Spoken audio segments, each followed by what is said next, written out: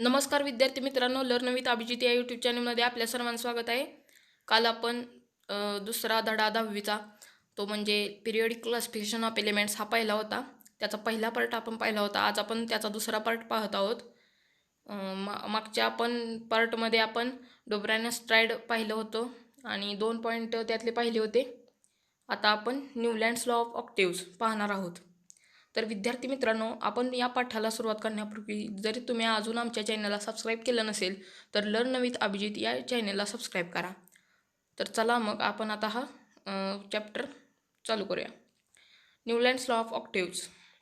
The English scientist John Newlands correlated the atomic masses of elements to their properties in a different way. जो John Newlands हा एक English scientist होता. त्यानं काय केलं तर ॲटॉमिक मासेसच्या संदर्भात काय काय त्याच्या प्रॉपर्टीच्या संबंधात त्यानं हे केलं, क्लासिफिकेशन केलं. पण त्याने एका विशिष्ट एका वेगळ्या ह्या पद्धतीनं केलं, त्यामुळे इन अ डिफरंट वे असं म्हणले. म्हणून the English scientist John Newlands correlated the atomic masses of elements to their property in a different way. In the year 1866, Newlands arranged the elements known at that time in an increasing order of their atomic masses. 1866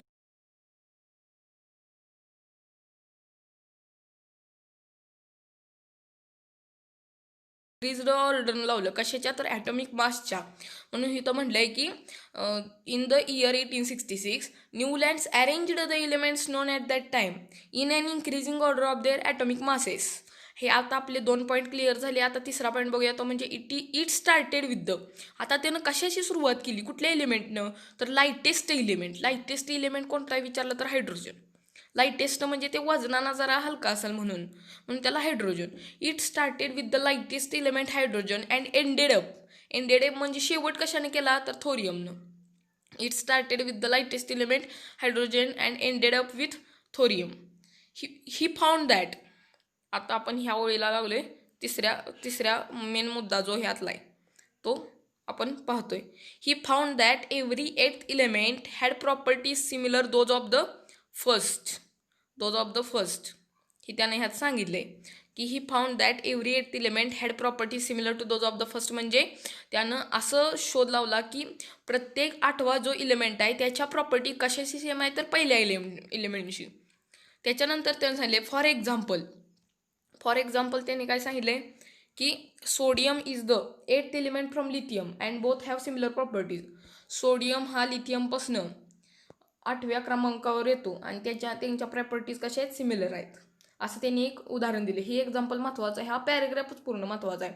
do you know काय इतकं महत्त्वाचं नाही, कारण त्याच्यात नुसती external माहिती दिल्या ती पेपरमध्ये सहजासहजी विचारलं जात नाही. हे फक्त स्वयंअध्ययनासाठी आहे. फक्त ही महत्त्वाचा प्रश्न आहे की न्यूलँड्सनं कसं क्लासिफिकेशन केलं ते. For example sodium is the 8th element from lithium and both have similar properties. त्याच्या पुढचा पॉईंट आपल्याला दिला आहे, also magnesium shows similarity to beryllium. म्हणजे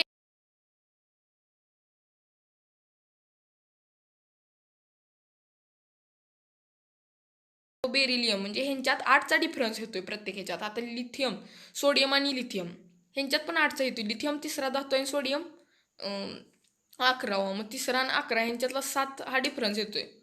हां, म्हणजे 8 डिफरन्स येतोय. त्यामुळे त्याला 8 पुढं आहे. आता आपल्याला ऑक्टेव म्हणजे 8, अष्टक. ऑक्टेव म्हणजे अष्टक. Lithium and both have similar properties. Also magnesium show similarity to beryllium and chlorine show similarity with fluorine. Chlorine कशाची सिमिलरिटी दाखवतो तर फ्लोरीनशी. कारण ते ग्रुप 17मध्ये येते. तो पेरियडिक टेबल खूप महत्त्वाचा आहे, तो आपल्याला पुढे पाठ करायचा आहे. त्यामुळं फ्लोरीनची सिमिलरिटी दाखवलं आहे. हे असे आपल्याला 3 एक्झाम्पल्स दिलेत. त्यानंतर सर्वात पुढचा महत्त्वाचा पॉईंट म्हणजे आता तो आपल्याला सांगितला आहे, तो म्हणजे Newlands compared the similarity with the octaves in music. ही आपल्याला जो डू यू नो मधला जो चार्ट दिलेला आहे हा तो ऑक्टेव्हसाठी ह्यात मोर इन्फॉर्मेशन दिले, ते तुम्ही वाचा, तुम्हाला महत्त्व पडेल. आणि इथं काय लिहिलं आहे, Newlands compared the similarity with octaves in music. Newlands compared this similarity octaves in music. He called the similarity observed in the 8th and the first element as the law of octaves. म्हणजे न्यूलँडनं ही compare केली similarity म्युझिकमधली जी octave आहेत, सा रे ग म प the नि सा ह्याच्याशी. त्यानं कम्पेअर केली. मग he called the similarity observed in the eight and the first element. त्यानं काय त्याला नाव दिलं तर law of octaves law of ऑक्टेव्हचा लॉ.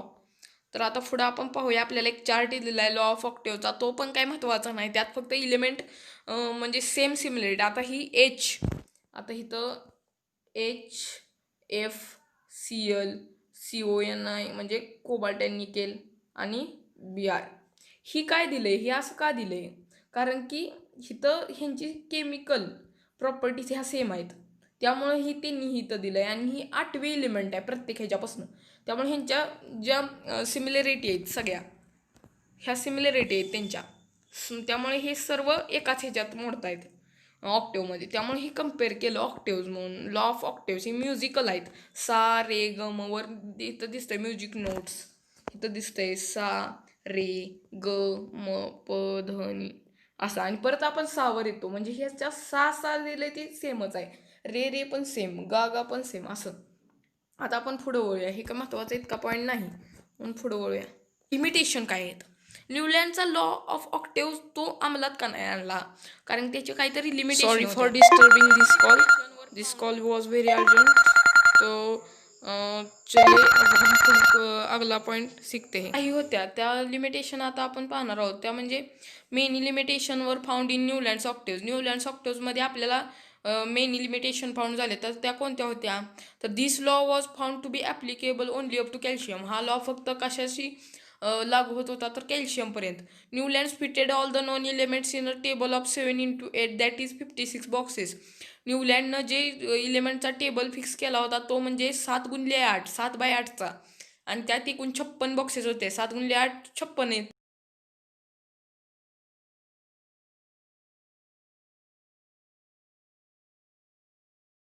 इलेमेंट्स ठेवलेत, म्हणजे एका बॉक्समध्ये 2 इलिमेंट्स, काय बॉक्समध्ये असा कशासाठी, टू ॲकोमोडेट कशासाठी, तर ऑल द नॉन इलिमेंट्स जेवढे आपल्याला डिस्कवर झाले तेवढे with different properties under the same note in the octave.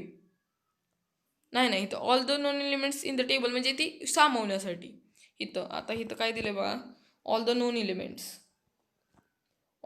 Elements in the table, इथं सामावण्यासाठी असं त्यांनी दिलंय. For example cobalt and nickel, cerium and lawrencium असं एक्झाम्पल त्यांनी दिलेत. कोबाल्ट अँड निकेल एकाच बॉक्समध्ये आहे, सेरियम अँड लॅन्थनम एकाच बॉक्स आहे. Sorry for disturb. Moreover he placed some elements with different properties under the same note in the octave. काही elements त्यांनी तर डिफरंट प्रॉपर्टीजमध्ये सेम नोटमध्ये ठेवले. सेम नोटमध्ये म्हणजे एकाच ह्याच्यात एकाच ग्रुपमध्ये, त्याला नोट म्हणले तिथं, पण ते डिफरंट प्रॉपर्टीज आहेत आणि एका नोटमध्ये ठेवले, असं पण घडले. For example Newlands placed the metals cobalt and nickel under the note DO along with halogens while iron having similarity with cobalt and nickel.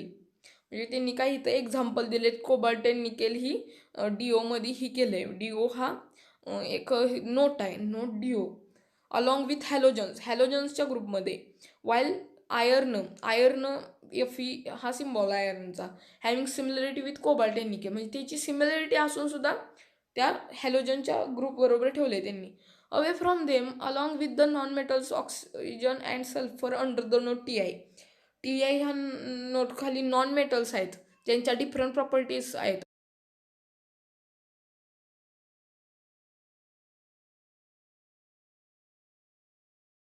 Provision to accommodate the newly discovered elements. लक्ष ठेवा सर्वांनी, म्हणजे तुम्हाला ह्याचा अर्थ समजेल.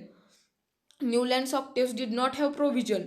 त्याच्याकडं असं काही प्रोव्हिजन नव्हतं, म्हणजे एवढी त्यानं विचार करून, एवढा पुढचा विचार करून त्यानं ही जी क्लासिफिकेशनची मेथड आहे ती मांडली नव्हती. कारण की जी न्यूली डिस्कवर्ड एलिमेंट्स आहेत जे नवीन डिस्कवर्ड होत आहे एलिमेंट्स, ते काय ह्याच्या न्यूलँड्स ऑक्टेव्समध्ये बसत नव्हते. The properties of the new elements discovered later म्हणजे नंतर त्या प्रॉपर्टीज त्यांच्या फाइंड झाल्या on did not fit in the Newlands law of octave म्हणजे त्या फिट होत नव्हत्या, न्यूलँड्स लॉ ऑफ ऑक्टेव्हमध्ये फिट होत नव्हत्या. तर हा पॅरेग्राफ अतिशय महत्त्वाचा आहे. ह्याचे 3-4 पॉईंट करून हा पॅरेग्राफचं लॉंग क्वेश्चन विचारला जातो, तर हा महत्त्वाचा आहे. त्याच्यानंतर आपल्याला काय विचारलंय, मेंडेलिव्हज पिरियॉडिक टेबल, त्याच्याकडे आपण बोलूया. Mendeleev's periodic table. आता इथं काय दिलंय, द रशियन सायंटिस्ट, महत्वाचा point, the Russian scientist Dmitri Mendeleev's, नाव काय आहे, Dmitri Mendeleev's, develop the periodic table of elements during the period 1869 to 1872 AD. AD म्हणजे असं असतंय, म्हणजे आपण आज मराठीत कसं म्हणतो इसवी सन पूर्व, इसवी सन, ह्याचा अर्थ म्हणजे एडी. द रशियन सायंटिस्ट, रशियाचा कोण होता, डिमित्री मेंडेलिव्ह, डेव्हलप काय केलं, पिरियॉडिक टेबल ऑफ एलिमेंट्स. कायम पिरियॉडिक टेबल ऑफ इलेमेंट्स हा इलेमेंटचाच असतो, पिरियॉडिक टेबल दुसऱ्याचा नसतो, फक्त एलिमेंट. त्यामुळे इथं शब्द वापरलाय periodic table of elements during the period, कोणत्या पिरियडमध्ये, सिक्वेन्स 1869 म्हणजेच 1869 हा नंबर महत्वाचा आहे, टू 1870.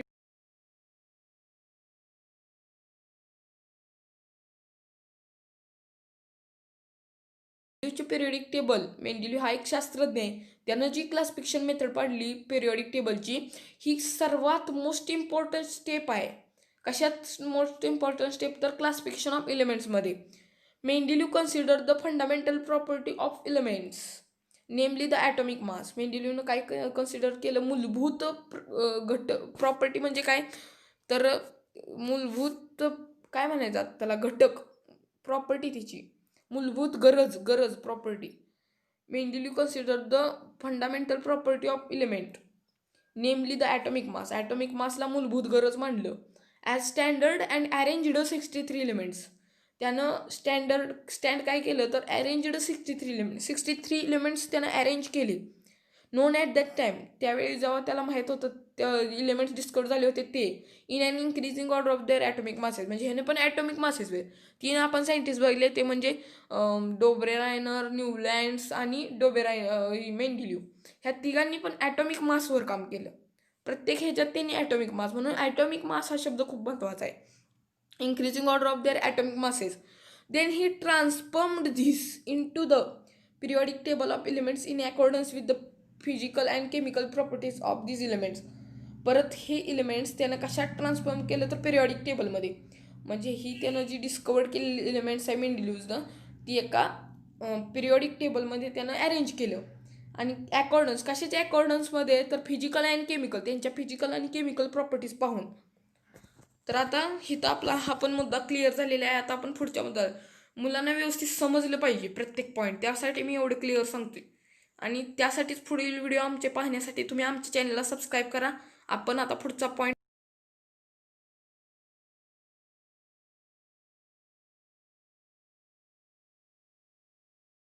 मेंडेलिव्हज ऑर्गेनाइज्ड. मेंडेलिव्हनं काय ऑर्गेनाइज्ड केलं, Mendeleev organised the periodic table on the basis of the chemical and physical change. आताच आपण पाहिलं, अरेंज पण त्यानंच केलं आणि ऑर्गेनाइज्ड पण ह्याच बेसिसवरती. हा महत्त्वाचा पॉईंट आहे. Mendeleev organised the periodic table on the basis of the chemical and physical properties of the elements. These were the molecular formulae, यांचे मॉलिक्युलर फॉर्म्युले हायड्राइड्स अँड ऑक्साईड्सचे ऑफ द एलिमेंट्सचे असतात, हायड्राइड्स अँड ऑक्साईडचे फॉर्म्युले. ही सगळं झालंय 6वी 7वी 8वीत झालंय. आता तुम्हाला शिकवलं असेल त्याचा भाग वेगळा, पण हे झालेला आहे. These were the molecular formula of hydrides and oxides of the elements, melting points, boiling points and densities of the elements and their hydrides and oxides. म्हणजे त्यांचे melting points, boiling points and densities of the elements, एलिमेंटच्या density पण, and their hydrides and oxides, त्या densities of elements आणि एलिमेंटच्या हायड्राइड्स and oxides. आणि परत असं त्यांनी दिलं इथं. परत काय दिलंय, पुढचा पॉईंट महत्त्वाचा आहे, काय नव्हताच पण त्याच्या पुढचा पॉईंट म्हणजे मेंडेलिव्ह फाउंड दॅट, त्यानं काय फाउंड केलं, the elements with similar physical and chemical properties. असे जे एलिमेंट्स आहेत त्यांच्या फिजिकल प्रॉपर्टीज पण सेम आहेत आणि केमिकल प्रॉपर्टीज पण सेम आहेत. असे जे एलिमेंट्स आहेत ते रिपीट होतात, repeat after a definite interval, म्हणजे रिपीट होतात एखाद्या विशिष्ट काळानंतर त्या काय होतात, रिपीट होतात, असं हे दिलंय. म्हणजे त्यांच्या ज्या प्रॉपर्टीज आहेत त्या.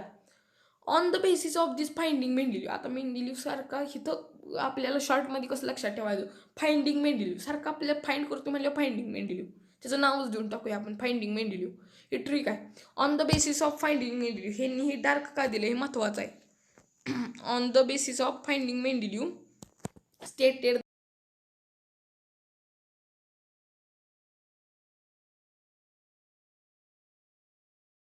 Mendeleev stated the following periodic law. That law is properties of elements are periodic function of their atomic masses. हा 1 मार्क नाही तर 2 मार्कला विचारणारा प्रश्न आहे, त्यामुळे हा व्यवस्थित अंडरलाईन करून घ्या.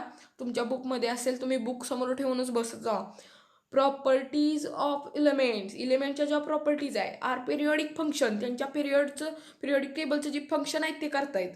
कशामुळे करतायत? टू ऑफ देअर ॲटॉमिक मासेसच्या ह्याच्यावर, म्हणजे सगळे ॲटॉमिक मासेसचे रिलेटेड आहे. त्यामुळे हे नीट असं म्हणते properties of elements are periodic function of their atomic masses. त्याच्यानंतर त्यांनी काय दिले? The vertical columns in the Mendeleev periodic table are called groups. Vertical column जे आहेत इन द मेंडेलिव्ह पिरियडिक टेबलमध्ये जे वर्टिकल कॉलम्स आहेत त्याला त्यांनी काय म्हणले? ग्रुप्स म्हणले. व्हाईल द हॉरिझॉन्टल रॉज, ही पण महत्त्वाचं आहे, while the horizontal rows are called periods. Horizontal rows are called periods हे महत्त्वाचं आहे. The vertical columns in the Mendeleev periodic table are called groups while the horizontal rows are called periods. हा 1 मार्काला विचारणारा ह्या 2 प्रश्न आहेत हे, त्यामुळं ह्याची पण तयारी ठेवा. धन्यवाद. आता आपला हा व्हिडिओ आपण स्टॉप करूया. आपण पुढच्या पार्टमध्ये आता पाहूया उरलेला.